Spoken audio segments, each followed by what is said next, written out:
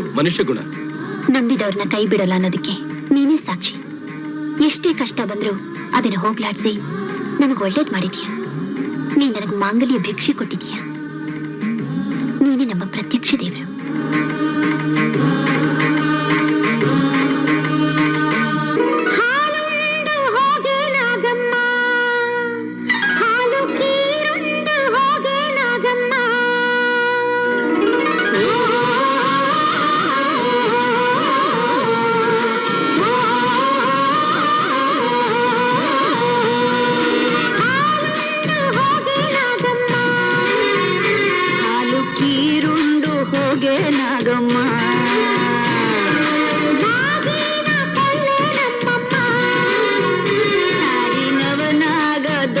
ಕಳಿಯಮ್ಮ